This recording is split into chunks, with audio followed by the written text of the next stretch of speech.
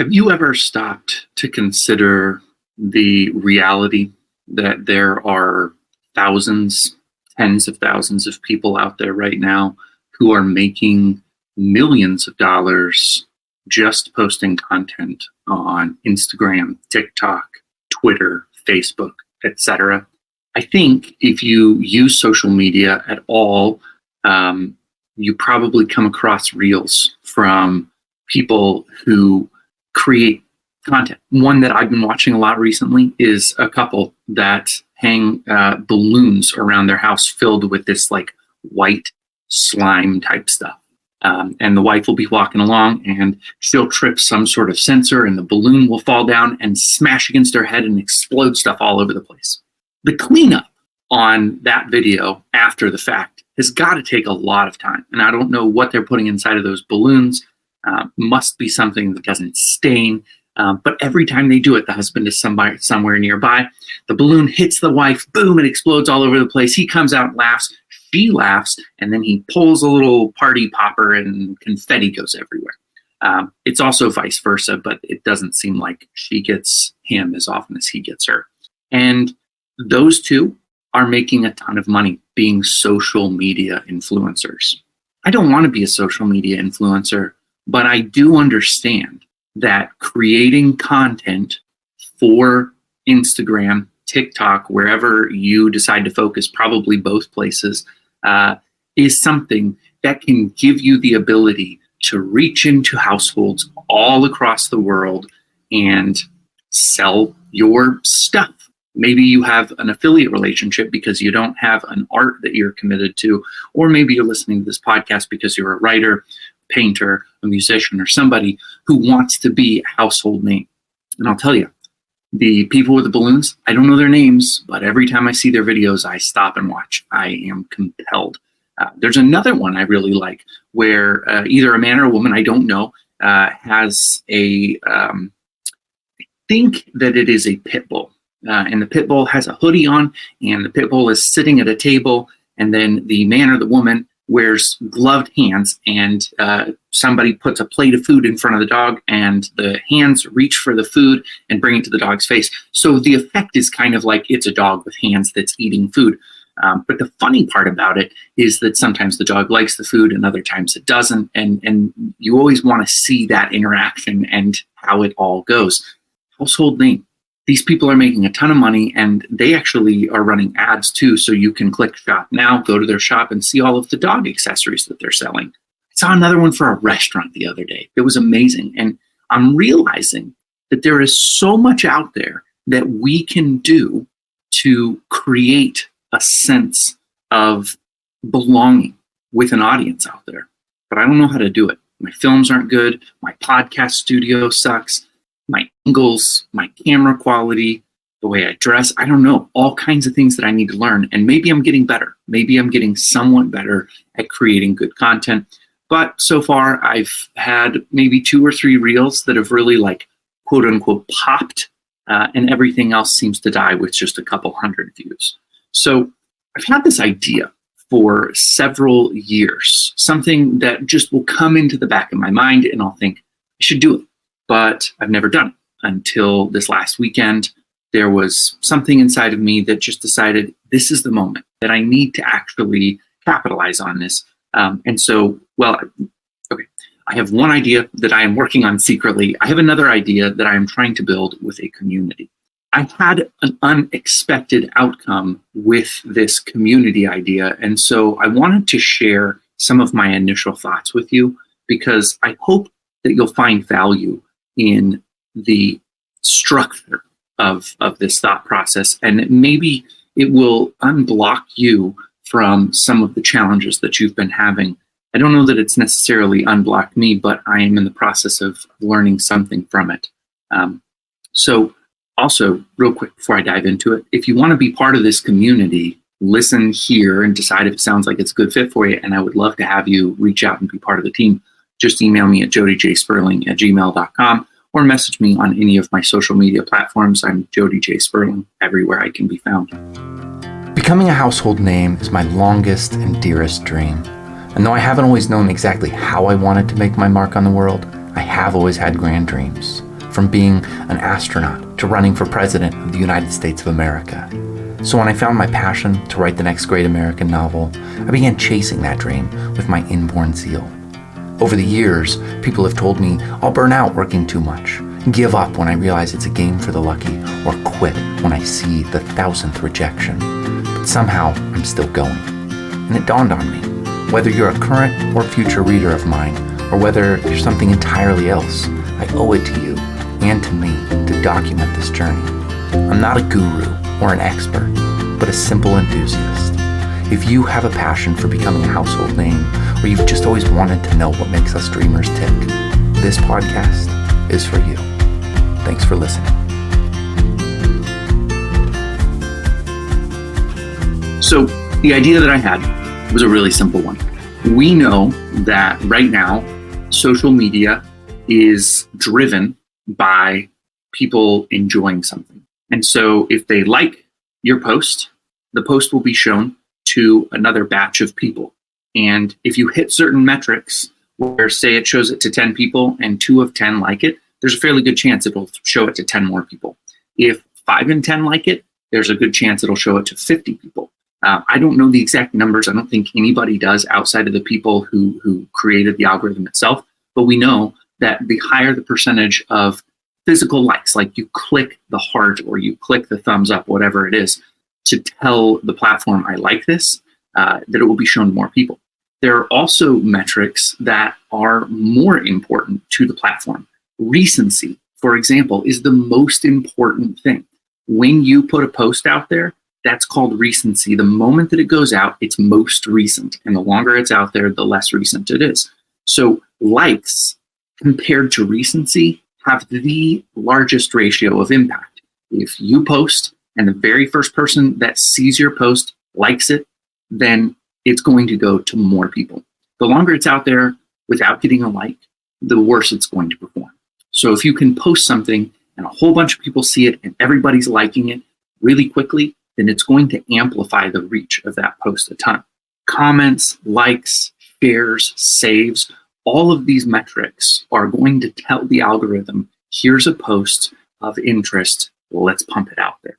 So the first and most important thing to say is, when you create content, those are the things that you most want to achieve.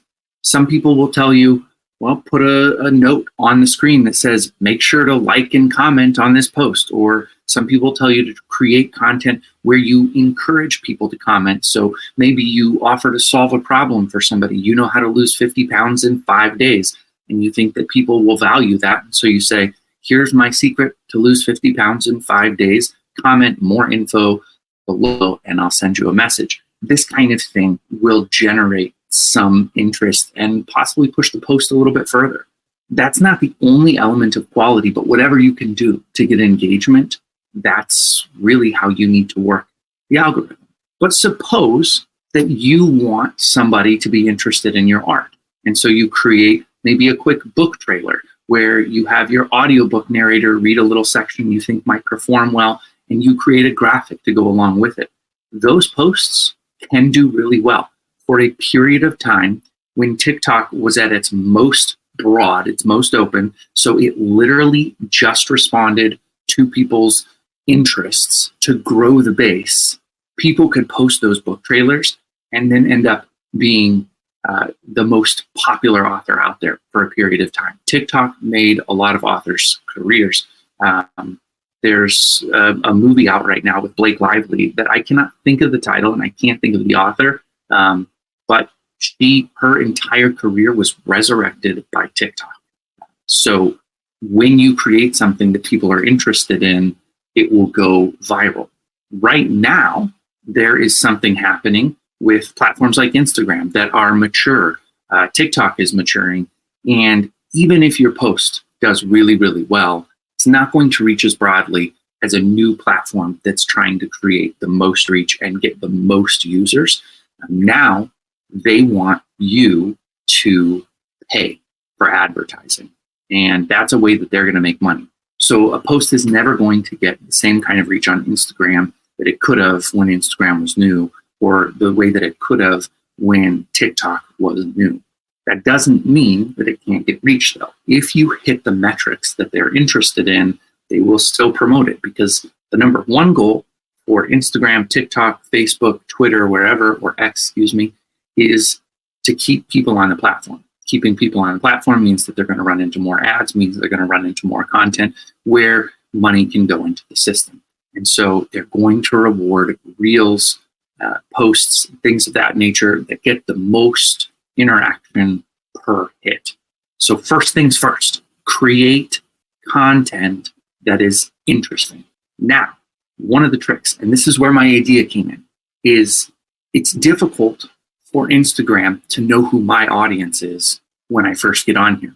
My audience doesn't necessarily align with my interests. And so if Instagram is trying to figure out who will like my posts based on what I am liking out there, then it's showing it to the wrong people. Instagram is smart, but they're not perfect. And that's where I came up with this idea of, what if I can just sort of shotgun scatter some impressions? What if I could create that kind of an atmosphere where I could boost my post out into the world by creating a team, a super team? And this is the post that I put out there, is I said, I'm creating a super team. If you're interested in getting more interactions and having a post go viral, comment more info. See, I did the thing I was telling you about. And it worked pretty well. That post got out there. It was probably one of my most popular posts in recent memory. And about 20 people reached out to me for more info. Here's where things got really surprising. And I need to explain to you exactly what we're doing with the super team so that you can understand everything I'm going to say. I already set up what needs to happen for a post to succeed. And so my super team is going to work together. You have 2 people a day who are going to post something at a scheduled time. Those 2 people are going to be on a spreadsheet. So everybody in the team knows today is Sunday. We're going to post something at 7 p.m. Central. So you know when it's going to post. As soon as it posts, then you have all of your people on the super team watch the reel twice through. The reason twice through is because platforms reward rewatches like crazily. So if you watch it once from front to back, 100% consumption is good, but 200% consumption is like crack cocaine. It's good. You're going to watch it twice through. You're going to like it. You're going to comment on it. And then you're going to share it back with somebody from the team. So you don't have to worry that sharing it is going to confuse anybody about what's going on, or like think, oh, he has terrible taste, because, you know, we're not curators of art here. We're not curators of taste. We're part of a team to amplify our work to a larger audience. And the idea behind that is, once the platform itself pushes, you're going to find more people in your audience. You're going to start to see who are the people who are liking my content. And by doing that, you can start to create content for those people. A little bit more on that later. Doing this with 2 posts a day. How long does it take you to watch a reel on Instagram? Typically, it's going to be about 2 minutes or so to watch a reel.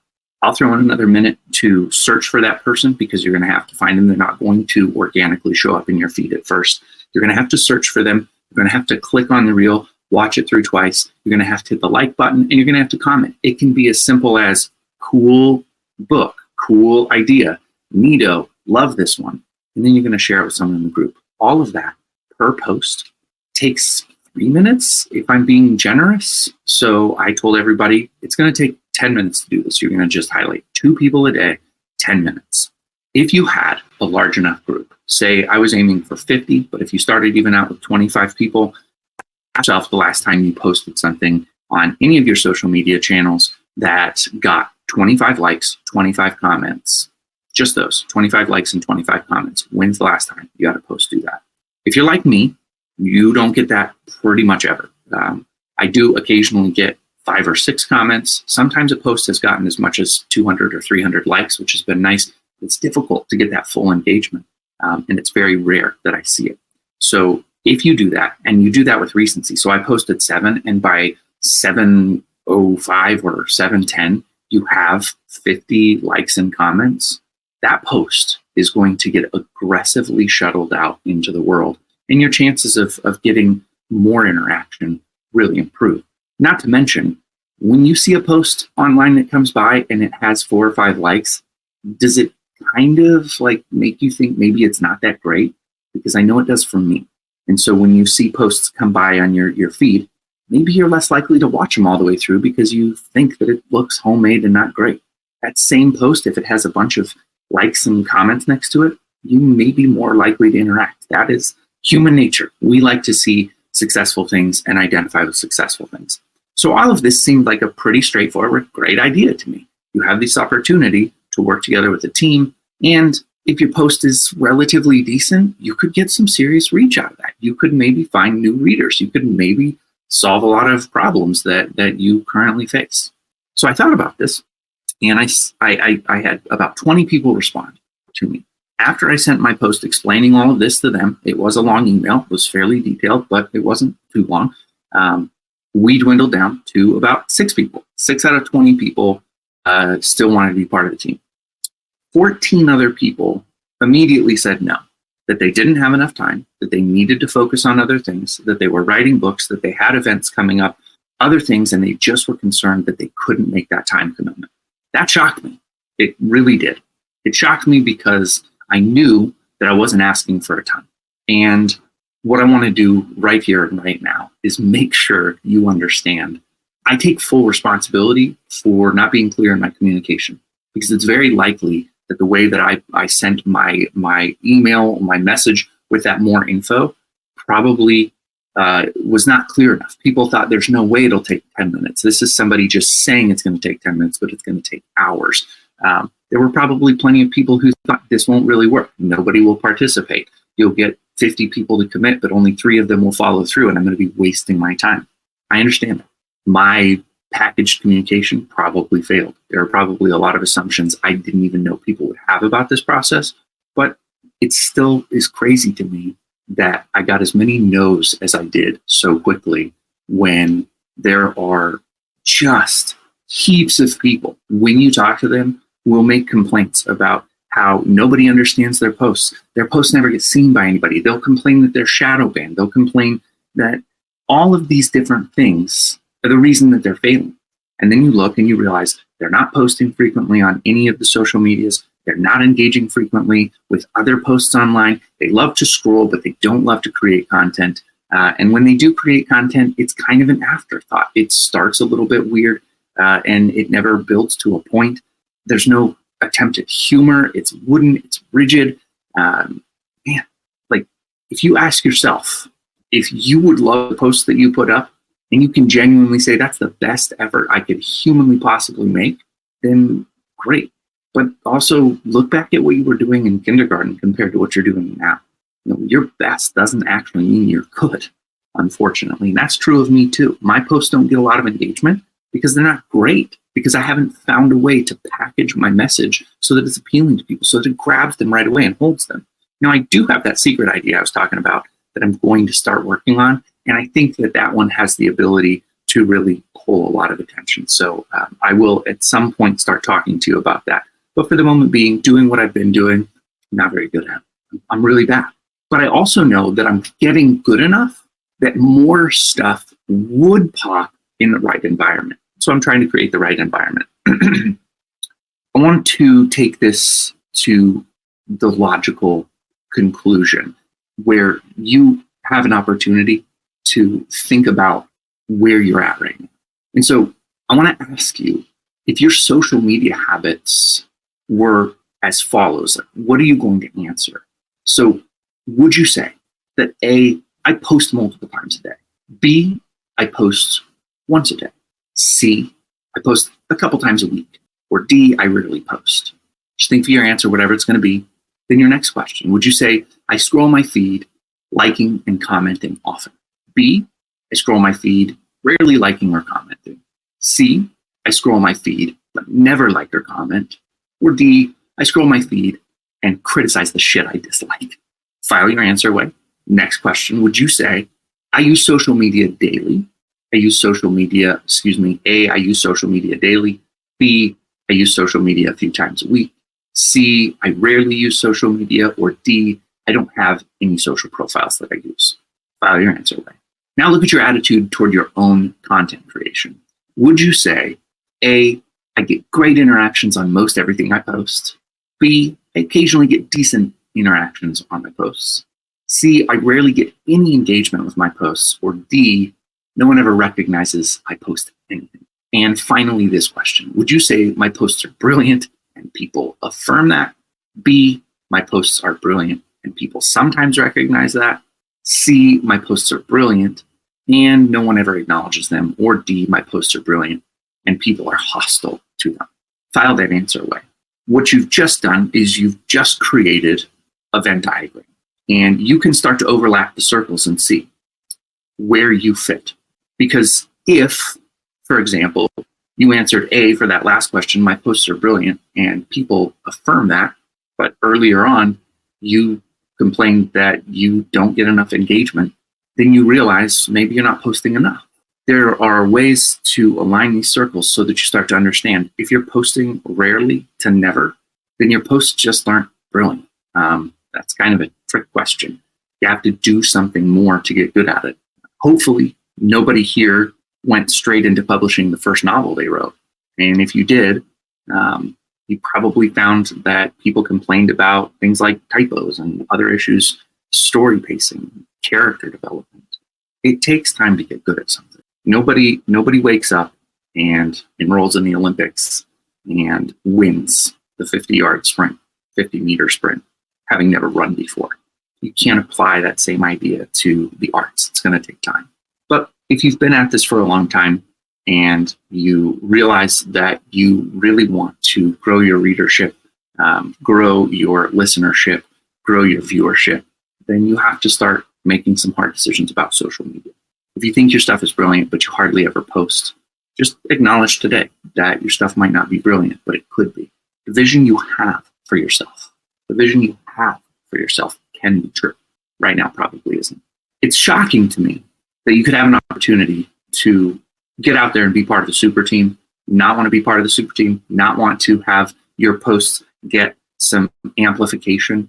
And there are probably some other reasons why that might be the case. Maybe you feel like you don't have anything to say. Maybe you feel like you don't have any posts to post. Maybe you don't want the attention because you're concerned that it won't go well for you. I understand that. I think sometimes I feel that way too. It's difficult to create good content that I'm proud of. I rarely hit my own mark, but I also have told myself, you just have to keep moving forward. So I hope this was helpful for you. I hope it gave you kind of some ideas about how to gauge where you're at with your social media. If you are interested in being part of the super team, I'm still looking for people. It is not about curating quality here. We will amplify anybody who's part of the team, and we expect anybody who's part of the team to amplify everybody who's part of the team. We're not here to be tastemakers. That's not what I want to do with this process. What I want to do is give posts the chance to get out to thousands of viewers instead of 29. I'll end here. Yesterday, I put together a post I'd had for a little while, an idea I'd had for a little while. If you're familiar with The Princess Bride, I believe the character's name is Vizzini. He is supposed to be brilliant. He's like the brains of the bad guy operation. And it comes a moment where the man in the black mask meets Vizzini at a stone table with 2 goblets of wine in a battle of wits. It's one of my favorite moments. And there's this moment where Vizzini gets the wine goblet and he gets this very mischievous look on his face and he moves the glass forward and then he takes his drink and he laughs about how brilliant he was, and then he laughs himself to death. It's a really amazing moment, and I wanted to use screen capture to capture that moment and then cut myself in with my book. You know, like instead of a drink, I raise my book and we have this moment, and then, you know, he laughs himself to death, and I'm like, I guess he didn't want to read my book. I don't know how I envisioned it, but I just thought it would be funny. And so I made that post. It got 2 likes fairly quickly, but it only got 29 impressions, and I didn't understand why. Maybe it was crap. Maybe it was no good. I mean, probably it was junk. That's my guess. But I was also wondering, like, why did it only get 29 impressions where something else that I'll put out there will get 100 really quickly? Those are the things I don't understand. Partly I'm expressing to you my lack of understanding. Partly I'm expressing to you that if that post were part of the team, and let's not say that it's a good post, but if it were part of the team, there's a fairly reasonable chance it would have gotten thousands of impressions and some likes. there was nothing in it for people to comment on. And so without the team, it wouldn't have done well. Maybe I need to reevaluate making posts and think like, what do I want in terms of comments? Can I create content that elicits comments because of something inside the post? Anyway, that part is for another day. But this will ensure you get more impressions. And so that's the value of the super team. I'll be back to you with some more awesomeness next week. Becoming a household name won't happen overnight, but with your help, it can happen for me or for anyone you know who's on this journey. If you liked what you heard today, would you consider sharing this podcast with someone you know would love it too? Word of mouth is the single biggest difference maker for a dreamer's outcome. Thanks again for listening, and we'll talk to you next time.